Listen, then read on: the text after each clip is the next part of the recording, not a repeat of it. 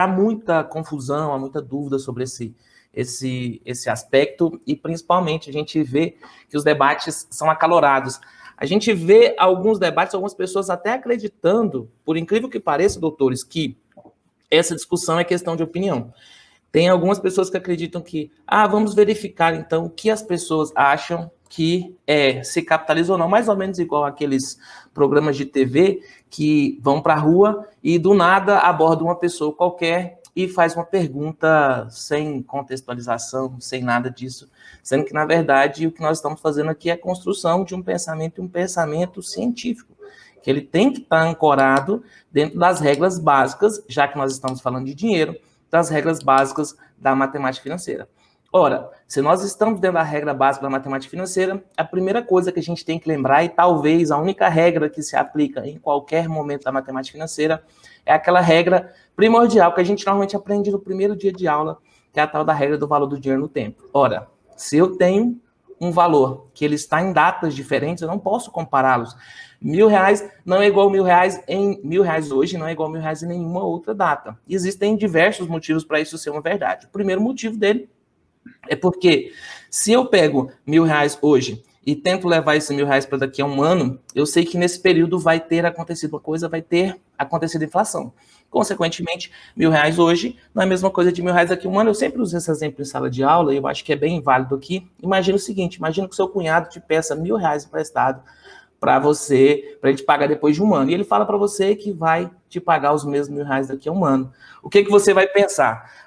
O meu cunhado é persona não grata? Não, seu cunhado é uma pessoa boa. E aí, mas você vai pensar automaticamente o seguinte, olha, primeira coisa, daqui a um ano R$1.000 não vale o mesmo R$1.000, ele não tem o mesmo poder de compra. O poder de compra foi corroído pela inflação. Então, eu preciso cobrar alguma coisa desse meu cunhado, mesmo que eu não queira cobrar juros efetivamente dele, mesmo que eu não queira ganhar nada com isso, eu tenho que ter a recomposição do poder de compra, que é a atualização monetária. Então, eu preciso pelo menos que o que eu vou cobrar desse meu cunhado seja maior do que a inflação que vai acontecer no período, senão eu vou receber R$1.000, R$1.000 vai ter menos poder de compra do que ele tem hoje. Segundo ponto, eu ainda tenho que pensar o seguinte, mas espera aí, mas será que esse meu cunhado vai me pagar? Será que ele vai me devolver esses R$1.000? E se ele não devolver, eu tenho que ser remunerado por esse risco.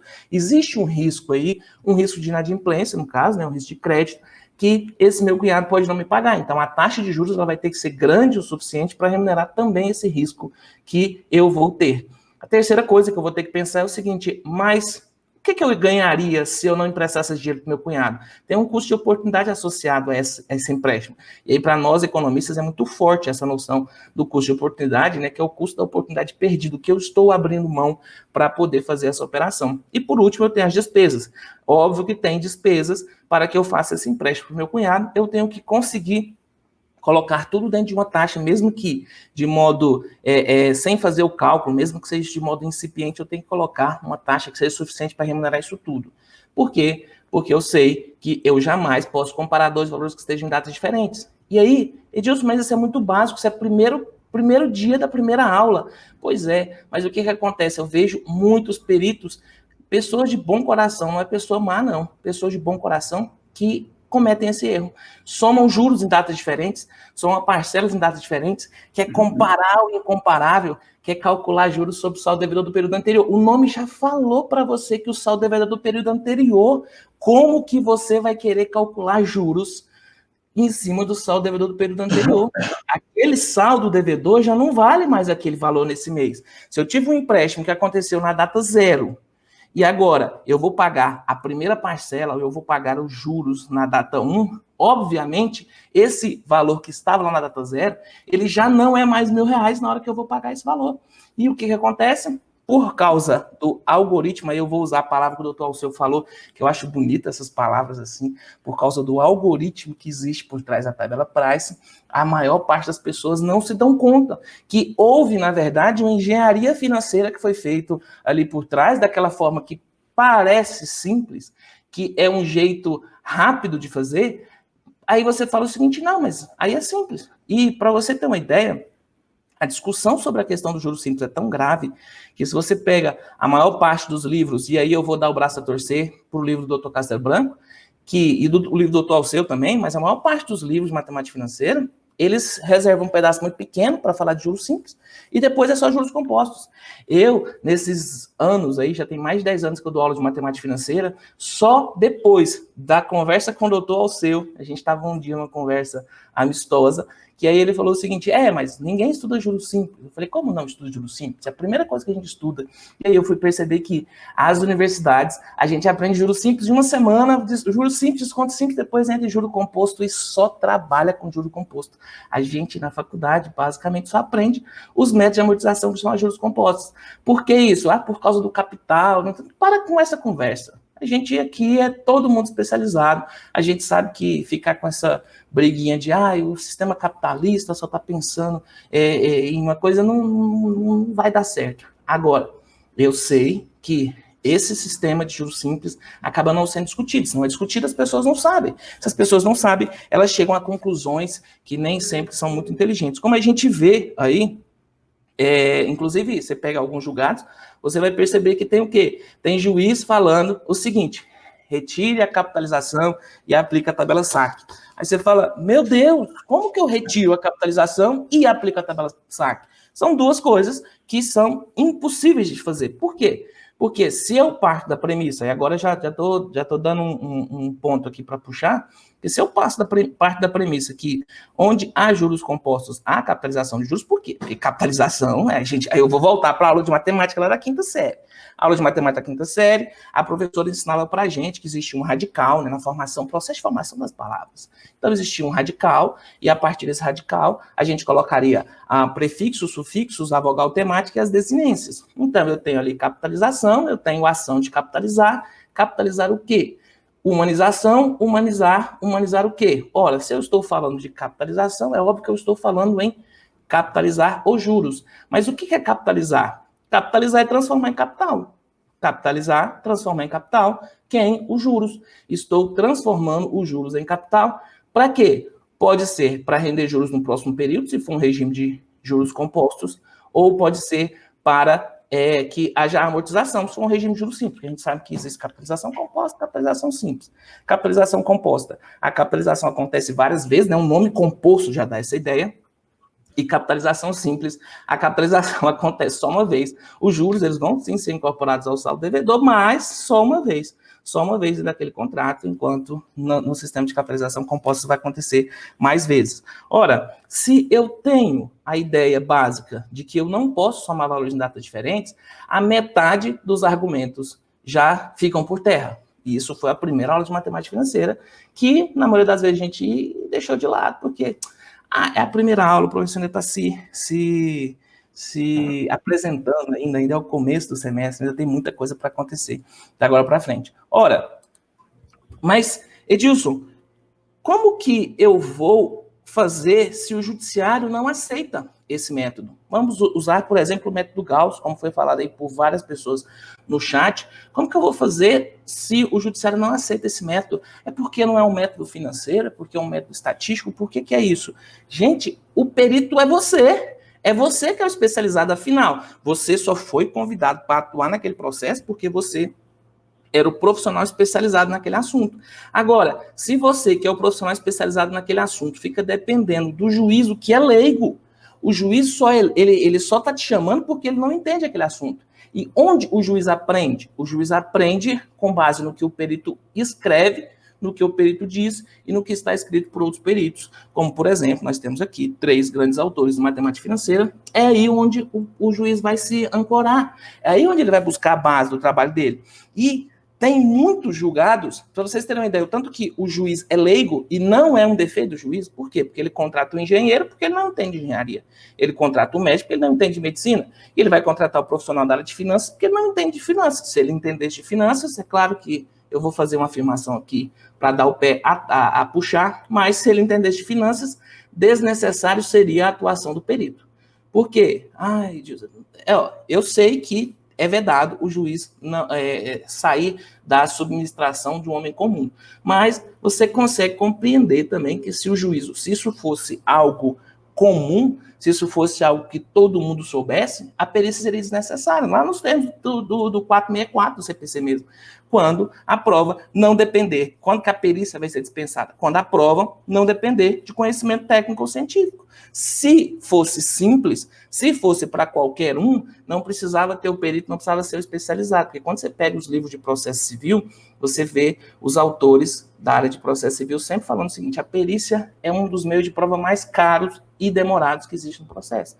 Por que isso? Olha, porque a culpa é do perito? Não, porque o próprio processo exige esse meio de conhecimento. Ah, a culpa é do administrador, do contador? Não, nós estamos falando de perícia lato sensu. Estou falando de perícia de todas as formas. Então, o juiz, ele aprende a partir do que você fala. Agora, se você coloca no laudo que saque é de juros simples, por que saque é de juros simples? Porque é só multiplicar o saldo devedor multiplicar a taxa pelo saldo devedor, você vai encontrar os juros. Consequentemente, é juros simples, porque é fácil de fazer, consequentemente é simples. Fácil e simples deve ser a mesma coisa. Não faça isso. Aí, para piorar a situação, surgem algumas outras pessoas aí que criam um método que é muito mais milagroso do que o saque, porque ele inverte a lógica do saque. Como assim Edilson inverte a lógica do saque? Ele pega, ao invés de você simplesmente ir lá e dividir o capital pelo número de períodos e calcular o juros sobre o saldo devedor do período anterior, que é uma aberração matemática, essa pessoa teve uma ideia um pouco mais inteligente. O que ela fez? Ela falou, vamos dividir esse capital em várias partes e vamos cobrar o juros sobre esse capital. Por quê? Porque a regra do juros simples não é essa. A regra do juros simples não é os juros vão ser sempre calculados sobre o capital. Se eu peguei o capital e dividi ele em um monte de pedacinho, consequentemente eu estou calculando juros sobre o capital. É um pedacinho do capital. Consequentemente, é o capital. Surge o quê? Aquele método de amortização a juros simples que, quando você tenta fazer qualquer teste matemático nele, ele não passa nenhum. Ou seja, Edilson, ele é juros simples? Não, porque você vai fazer o cálculo com juros simples, ele não fecha. Edilson, ele é juros compostos? Não, porque você vai fazer os cálculos com juros compostos e ele não fecha. Edilson, o que é aquele trem? Aquilo ali é uma aberração. Aquilo ali é um ornitorrinco. É um ornitorrinco. Tem pedaço de um monte de animal ali espalhado dentro daquele método de amortização a juros simples.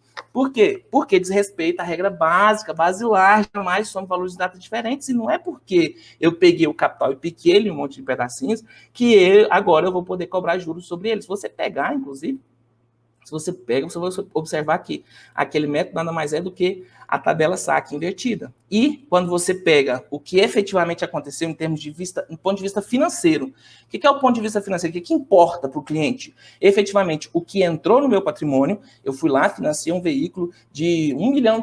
Financei esse veículo, o veículo do Dutra. Eu fui lá e financei um veículo de R$1 milhão. E esse veículo de R$1 milhão, eu vou pagar ele em 100 parcelas mensais. O que aconteceu? Adentrou ao meu patrimônio um valor de R$100 mil, pela ótica da matemática financeira, adentrou ao meu patrimônio esse valor de R$100 mil, e eu vou pagar 100 parcelas de um determinado valor ao longo do período. O que importa efetivamente do ponto de vista financeiro é o valor que o cliente está pagando na parcela. E quando você pega a parcela no saque e você pega a parcela no margens, você pega a parcela no saque, você pega a parcela no price, e você tenta encontrar, mas qual que é o valor que esse cliente efetivamente está pagando? Tem gente que vai lá e soma todas as parcelas. Somou todas as parcelas, essa pessoa não entende nada de matemática financeira, quebrou a única regra básica da matemática financeira do primeiro dia de aula, que até a dona Maricota ensinou para a pessoa, na hora que ensinou juros simples lá na 6ª série, era que não pode somar valores em datas diferentes. Aí a pessoa pega todas as parcelas, somam, chega um valor lá no final e fala, o cliente pagou isso. Ora, isso é um desrespeito à nossa inteligência. Falar algo desse tipo é simplesmente ignorar os postulados da matemática financeira e fingir que não existem profissionais que estudam isso de forma verdadeira. O que eu preciso fazer? Eu preciso pegar esses valores e levar a valor futuro. Por quê? Se eu pegar a primeira parcela, vou supor esse exemplo de 100 parcelas, ela está no mês 1 e a última parcela está no mês 100. Eu não posso comparar essas duas coisas porque são grandezas diferentes, estão em datas diferentes. Para comparar essas duas grandezas, o que eu preciso fazer? Preciso levá-las para a mesma data. Como que eu faço isso? Ora, se eu estiver no sistema de juros compostos, eu uso a fórmula que o Dr. Dutra já apresentou aí. Montante é igual ao capital, que multiplica 1 mais a taxa elevado ao prazo. E se eu tiver em juros simples, eu uso a fórmula de montante em juros simples. Montante é igual ao capital, que multiplica 1 mais a taxa vezes o prazo. Como que eu faço isso? Eu vou pegar a prestação 1, tenho que levar ela para o mês 100, eu vou levar ela por 99 meses. A 2 por 98 meses, a 3 por 97 meses e assim sucessivamente. Agora sim, todas elas estão na mesma data. Se todas estão na mesma data, agora eu posso somá-las, eu posso compará-las. Por quê? Porque elas são grandezas equivalentes. Se você faz isso para a tabela price e se você faz isso para a tabela saque, você vai ver que você vai encontrar o mesmo valor. E se você aplicasse a fórmula de juros compostos sobre o valor do capital inicial, a fórmula que o professor Dutra apresentou aí, montante é igual ao capital, multiplica 1 mais a taxa elevada ao prazo, se você tivesse aplicado essa mesma fórmula, você encontraria o mesmo valor, ou seja, tanto o saque quanto o price aplicam-se juros compostos. E o Magis? O Magis não sei. E o Gauss? Ora, o Gauss, ele faz sim o cálculo da prestação de modo perfeito. Eu concordo plenamente com o Dr. Castelo Branco, o cálculo da prestação perfeita. Concordo com o Dr. Anísio, o cálculo da prestação perfeita a juros simples.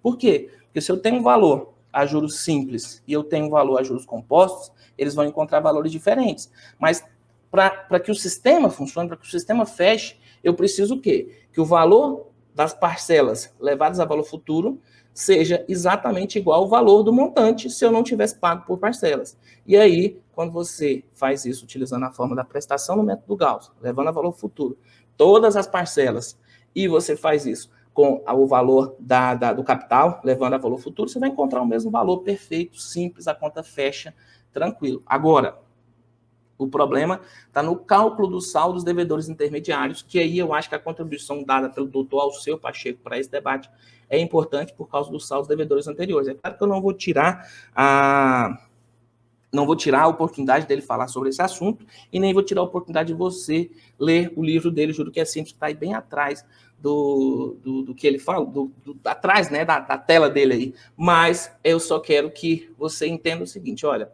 saindo desse debate, vou encerrar um pouquinho mais cedo, antes dos 20 minutos, mas saindo desse debate eu quero que você saiba o seguinte, não adianta você ficar com sofismo, tentando trocar informações, falar o seguinte, olha, a água do mar, eu vou usar a frase do Rovino, né? Acho que é do Rovino, que fala, é do Metiate. Então, a frase do Metiate que fala o seguinte, olha, tem algumas pessoas que falam que há juros compostos, mas não capitaliza. A mesma coisa de falar que a água do mar tem sal, mas que ela não é salgada. Ora, não tem como fugir do debate, não adianta bater em sofismos, nós temos que construir, e construir principalmente para deixar esse legado, o entendimento de que se a capitalização, essa parte é técnica, acho que a doutora Sônia falou isso muito bem, essa parte é técnica e está morta. Se pode ou se não pode, aí é uma discussão jurídica que a gente pode sim levar isso para os tribunais e levar isso para os nossos trabalhos.